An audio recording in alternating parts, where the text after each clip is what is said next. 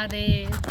अभी ये जो व्लॉग है, इस व्लॉग में हमारे प्लेलिस्ट में ये भगवान जी बिल्कुल भी नहीं थे, लेकिन कहते हैं ना, बुलावा आ जाता है कहीं से भी और हम वहाँ पे चले जाते हैं। वैसा ही कुछ आज हमारे साथ हुआ है।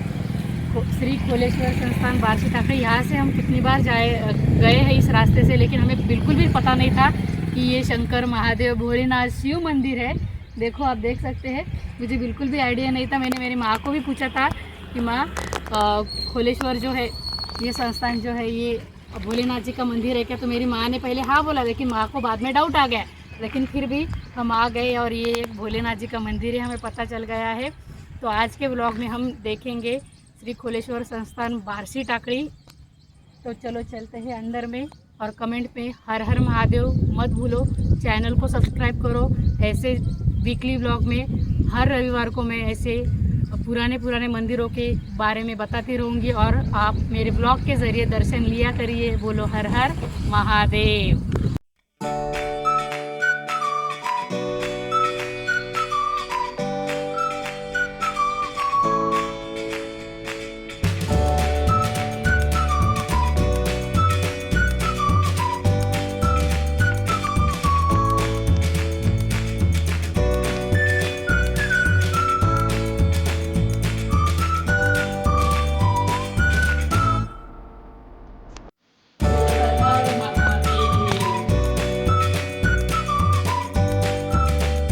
यहाँ के नंदी जी को देखकर, यहाँ के मंदिर के स्ट्रक्चर को देखकर मुझे अपने पहले वाले जो श्री सिद्धेश्वर टेम्पल कोठड़ी, उनकी याद आ गई। हर जगह पर मैंने देखा है नंदी जी बहुत छोटे होते हैं, लेकिन अभी इस मंदिर में भी इस नंदी जी का आकार जो है वो बड़ा है। बिल्कुल ऐसा लग रहा है जिंदा ही बैठे हैं वहाँ पे। अभी मैंने आते आते मेरे जो वही रिचुअल रहता है वो मैं कर लिया है। मेरी मन की इच्छा मैंने बता दी है। शंकर जी के पास वो पहुँच जाएगी नंदी जी के ज़रिए। मेरी इस ट्रिक से आपको इस मंदिर के स्ट्रक्चर का पूरा आइडिया आ जाएगा। देखो, एग्जैक्टली मैं दूसरे दरवाजे में खड़ी हूँ, कैमरा पहले दरवाजे पे है और बीच में नंदी जी है। चलो अभी चलते हैं शिव जी के दर्शन करने के लिए। उनके गर्भगृह में कितना नीचे जाकर विराजमान हो गए हैं शिव जी। देखो, क्या लगता है आपको, कितना फुट नीचे जाकर शिव जी जो है वो विराजमान हुए हैं? कमेंट करो। और आपने एक बात नोटिस की कि शिव जी के कोई भी टेम्पल हो वो अड़चन की जगह पे है। जैसे ये भी देखो, कितने नीचे जाकर विराजमान हो गए हैं शिव जी। और यहाँ पे जो जलाभिषेक होता है उसका पानी वहाँ पे जमा होता है, जो कि मोटर के ज़रिए ऊपर जो है खींचा जाता है। सिद्धेश्वर टेम्पल में हमें भगवान जी को दर्शन को जो दूर उनको छूने का भी नहीं मौका मिला, और यहाँ पे हमें देखो कितने अच्छे से दर्शन करने को मिले। वीआईपी भोलेनाथ जी के साथ में टाइम स्पेंड करने को मिला। नहीं तो भगवान जी को लोग तो छूने भी नहीं देते, उनके ऊपर कब्जा कर लेते हैं। लेकिन आज हमें बहुत अच्छे से दर्शन करने को मिले। श्रावण महीना आ जाएगा ना, तब भीड़ देखना, बहुत ज़्यादा भीड़ होगी। लेकिन मेरे लिए आज ही श्रावण है, आज ही शिव जी है। शिव जी तो कहीं पे नहीं जाते ना, बस मन अच्छा रखो, चाहे श्रावण में दर्शन करो या फिर श्रावण के पहले कर लो, भगवान जी तो वहीं पे विराजमान है।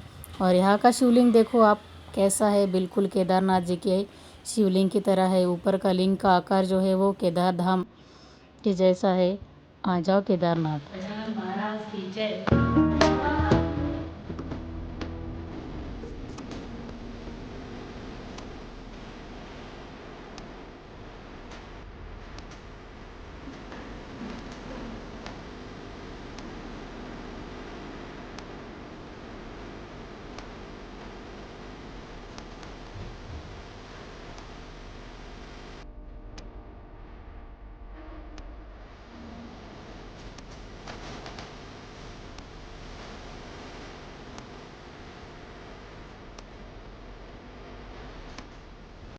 चाहे मंदिर जाओ, चाहे मस्जिद जाओ, चाहे चर्च जाओ, चाहे किसी भी धार्मिक स्थल पे जाओ, लेकिन वहाँ पे जाने के बाद जो दिल को सुकून मिलता है ना, वो तो बस मैं डिस्क्राइब भी नहीं कर पा रही हूँ मेरे वर्ड्स में।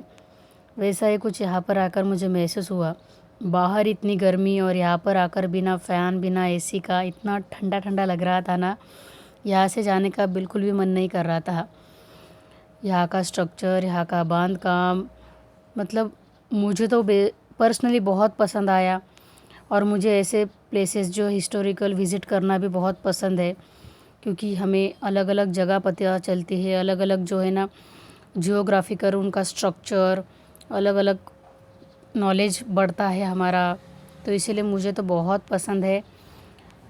जलेश्वर खोलेश्वर जी के अच्छे से दर्शन भी हो गए मेरे, और क्या चाहिए। पहले इसमें नहीं हुआ जो वो दूसरे इसमें पॉसिबल हो गया।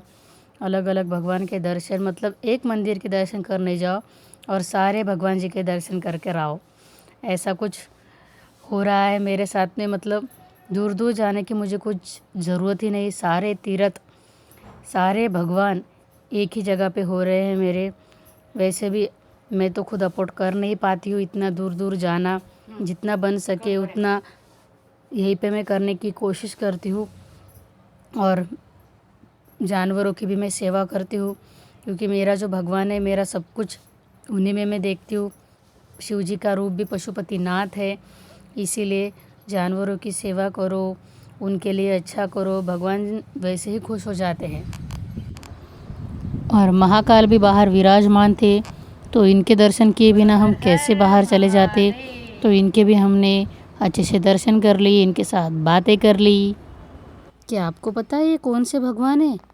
इनके आसपास गौ माता है, इनके आसपास श्वान, इनके आसपास प्रकृति के सारे जीव जंतु रहते हैं। ऐसे है ये दत्त गुरु।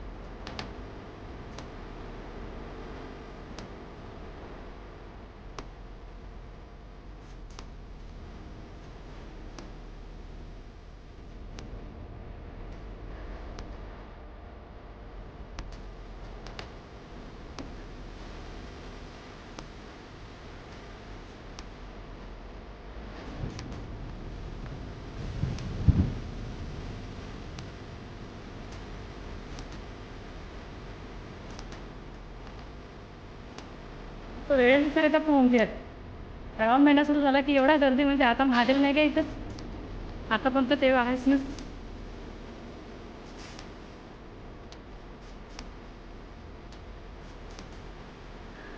पशुपतीनाथ, अरे वा, पशुपतीनाथ दिसले इथं.